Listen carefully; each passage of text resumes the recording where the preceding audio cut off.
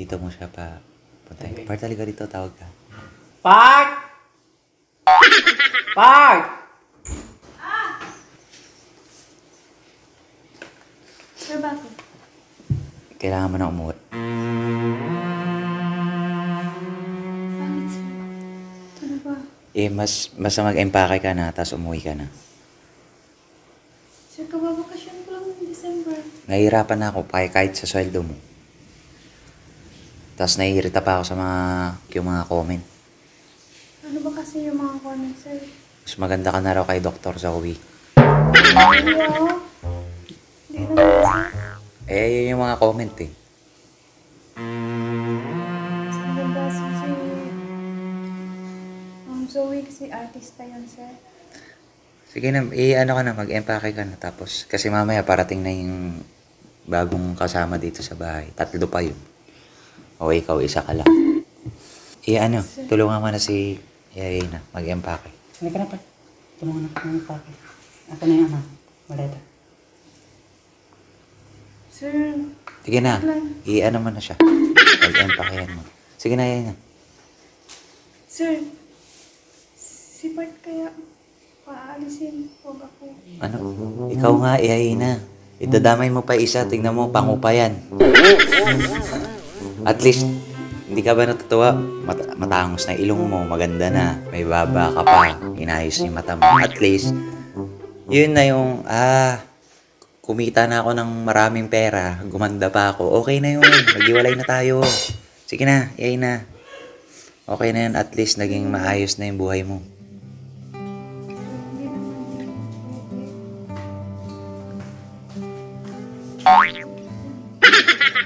Asa na yung ibang mga gamit, Part? Di ba madami ka mga damit?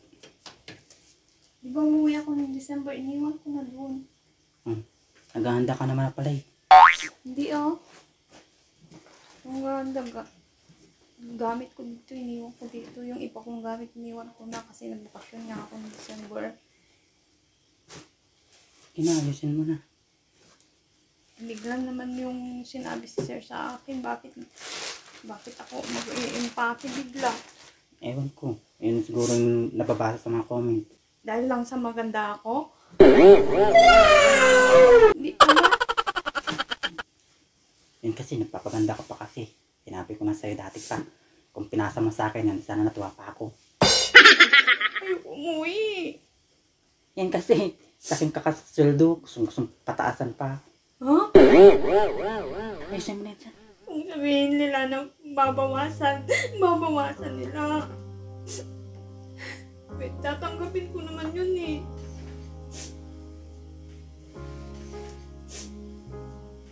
May langaw. Bilisan nyo, yay na kasi Diyan na yung 3 mamaya. Sir, ayoko umuwi. May gagawin ako.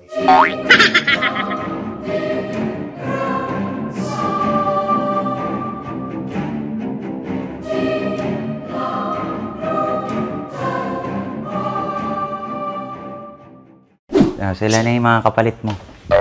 Pasok kayo. Yan, pinili ko talaga yung makikinis yung mukha. Dito yung kwarto nyo, yung dating kwarto ni Ayayna. Interviewin mo na. Sino yung marunong magluto? Ako na lang, sir. Ikaw. Sino yung taga-dilig? Ako na lang. Sino yung taga-laba? Ako na lang. Ayun. O, diba? At least, ang sinasabi ko nga, 3-in-1. yung sweldo niya, at least, mas maraming matutulungan, di ba? Maraming pamilya. Upo ka rito muna. Baka gusto mo silang kausapin. Ano pangalan niyo? Very Alexis. Bella po. Bella? Iba yung pangalan mo dahil may Bella na rin. Bella? Ako. Annabelle po, pero Bella kasi tawag niya. Bella to. Nandala ako sa ano? Sa? Sa driver's room. Wala na, ang dami ng mga gamit dun. Isa pa rin yun, kaya pinapalis ko na si Ayayna. Yung dating kwarto niya kasi, sa inyo. Queen size bed naman yun. Doon sa likod sa may... Ayayna, may mga tambak na dun, di pwede. Sa likod, anong meron? May kwarto ba sa likod? Malinis naman doon. Doon na lang sa ano, sir. Sige na, i-ano nyo na. Han, Ay, tinutulungan ng mga karpentero natin. kasi kung bakit ko rin siya papaalisin, nagpaganda, di ba? Di ba? Tapos, siya, nakita ko, Kasi nahawak niya yung cellphone niya. Akala niya, hindi ko nakikita dun sa CCTV. Hala, parto, konti na lang magiging kamukha ko na si Ma'am Bena. Sabi. Tapos, Maganda naman siya! oh, tapos sabi niya, ha ha ha, gumanon. Kaya sabi niya, magsa-sunscreen ako bukas para dire-diretso na. 'Di ba? Hindi naman yun yung yayahay na dati, 'di ba? Oo. Para at least alam mo. Oo, para alam mo yung Kasi reason yung talaga. Actually, nasabi na sa akin ni Kit Ayahina. Mm-mm. Hindi ko lang masabi sa'yo kasi close tayo. Kaya, sabi ko, si Kit na lang magsabi sa'yo. May isa pang reason. Dati, 'di ba, pag yayahay na, pag tumawa yan, ha! Walang pakialaman. Oh. Ngayon, ganito siya, oh. Hindi Di ba? Kasi, Sino matutuwa doon, di ba? Parang, di ba? Lahat kami nagtatawanan na siya, gato. Sabi ko, yayay na, ba't ka ganyan Kaya tumawa? sabi niya kasi, Sabi, ano, sir, baka bumalik sa dati. Oo. sabi namin, kailangan kasi parati bang minamassage. Kasi sabi nga ni Doc, di ba? Ganon-ganon. Para yung mga muscles, hindi siya maninigas. Sabi ni Bella yun. Sinabi mo? Hindi Siya yung nagsusumbong sa taas eh. Paalam ka na sa mga kasatsato. Yan na para at least alam nila. Oo. Kaya tayo magbablog. Para alam nila. Okay, paalam ka na. Hello po, Max. Magpapaalam na po ako. Uuwi na po ako sa amin. Pinauuwi na po nila ako. Salamat po sa inyong lahat. Basta salamat na lang sa inyo. Naiiyak ako. Naiyak din ako. Naiiyak na sila, oh. Sir, Okay, sir. dito na lang ako. Basta hindi na lang ako masusasahuran. Basta magtrabaho ako dito. Sa inyo na lang yung masahod ko. Mm. Para kahit kunti lang bibigay ko sa pambili ng shampoo. Pambili daw yung shampoo. Ano ba sa tingin nyo? Tatlo na nga kayong maghahati. Ah. Yun na nga yung usapan eh. Oo. Yung Ano sabi sa... ko, sir, na halimbawa magkano yung sahod niya.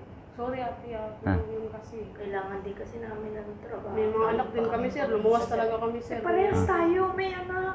Kasi, may edad kasi. May edad na kasi. At least pag bata. At least pag bata nga, mas maliksi, di Baka ba? kailangan po muna magpahinga mo rin natin. Oo, pahinga ka daw kasi matanda na. Senior citizen na. Ilang taon na po ba siya, sir? 72?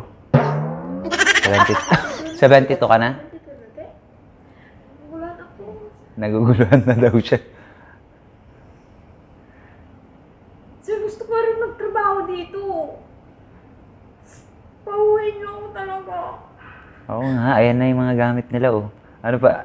Ano, nag-aksaya sila ng pamasahe? Galing pa ako, sir. Oh, Cebu pa siya. Generals. General Santos. Hindi ko lang po kasi alam, sir, na ganito pala. Akala ko.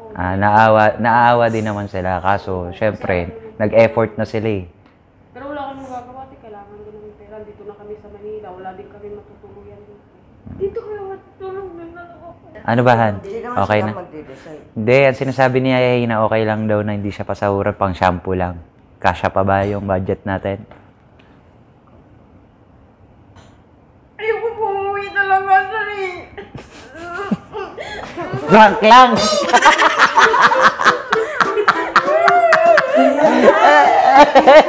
Oy, prank lang!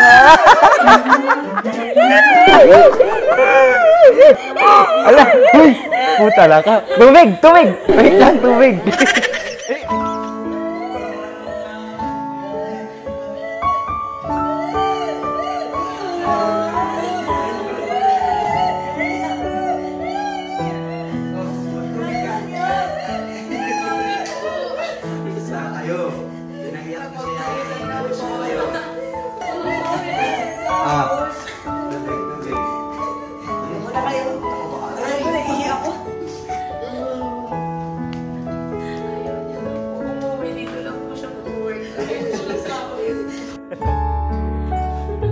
At least madami na kayo, oh. Hindi ka ba natutuwa?